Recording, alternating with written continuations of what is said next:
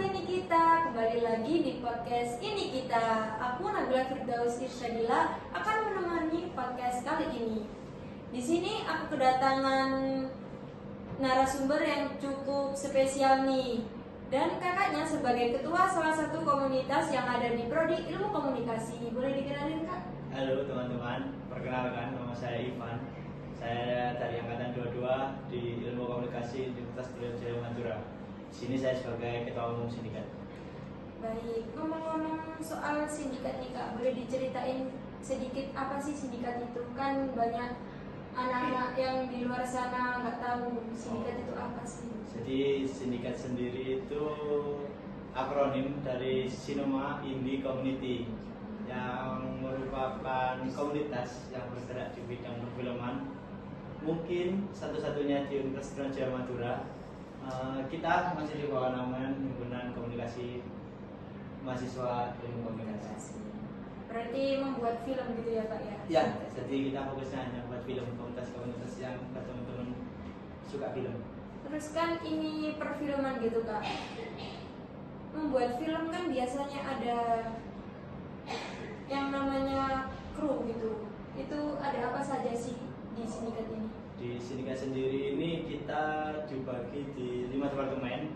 Untuk yang pertama itu di departemen manajerial, di produserial. Jadi mereka yang fokus bikin acaranya film, bikin agendanya film itu mereka. Jadi sebelum waktu produksi sampai setelah produksi itu teman-teman produserial yang bantu. Berikutnya itu ada di departemen sutradaraan. Di situ itu tugas-tugasnya bagian-bagian biasanya kepala para kru. Jadi ada sutradara semuanya itu yang ada di bagian itu. Yang kedua itu ada departemen audiovisual. Jadi departemen audiovisual itu mereka fokusnya buat yang biasanya kameramen, audioman, lightingman itu mereka semua kumpulnya di departemen audiovisual. Yang ketiga itu ada departemen artistik sendiri itu mereka yang suka biasanya ngeset gitu itu teman-teman artistik. Yang terakhir yang kelima itu ada di departemen praproduksi. Mereka itu yang bagian edit. Jadi setelah kita semua sudah selesai syuting, yang bagian edit teman-teman dari praproduksi. Berarti yang paling capek kerjanya itu yang pertama tadi ya Pak? Mungkin kalau dibilang capek semuanya, cuma waktunya yang beda-beda.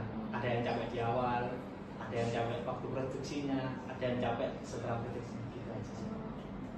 Terus perlu berapa lama sih Kak dalam pembuatan film itu?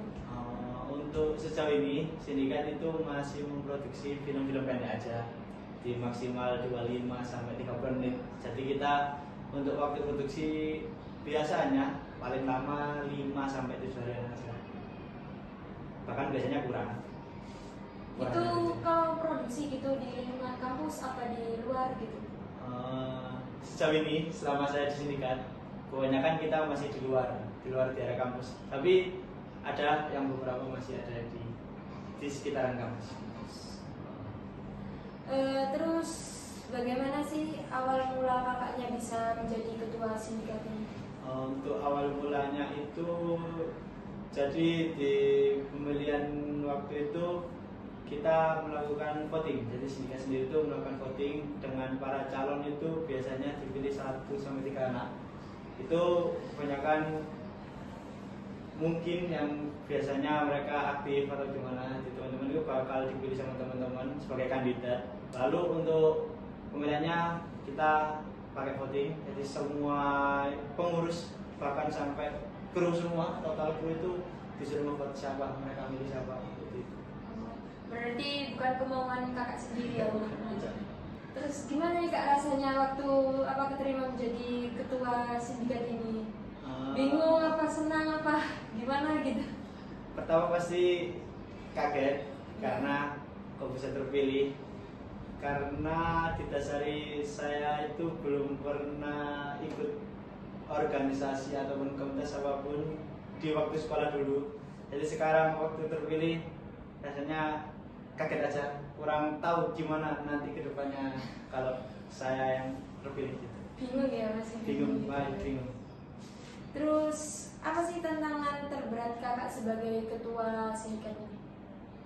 Nah, kembali tadi, tantangan yang terberat itu waktu kita mungkin beberapa ada masalah atau apa, itu mungkin tantangan sejauh ini yang paling sulit karena belum tahu rasain gimana masalah di dalam sebuah organisasi, sebuah komunitas. Terus mungkin masalahnya.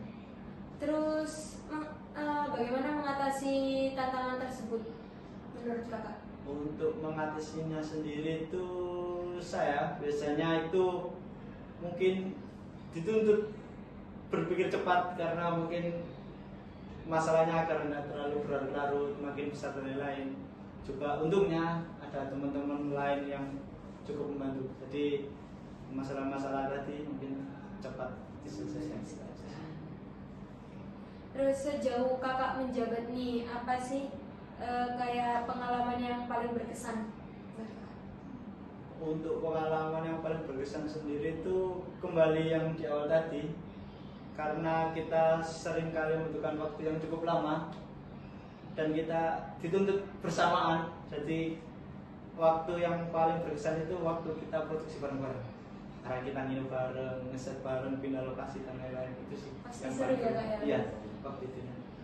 Terus pesan kakak nih buat para anak-anak yang di luar yang belum ingin untuk mencoba hal baru gitu, bisa kasih pesan-pesannya apa gitu?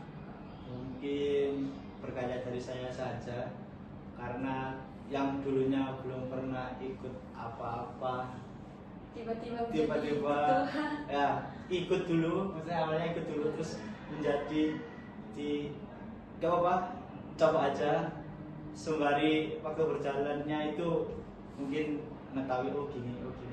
Sama menambah pengalaman Nah, juga, Kak. lebih ke situ sih. Dan tetap semangat. Try. Baik, terima kasih kakak udah meluangkan waktunya buat podcast kali ini. Untuk teman-teman yang di sana, stay tune ya podcast selanjutnya. See you.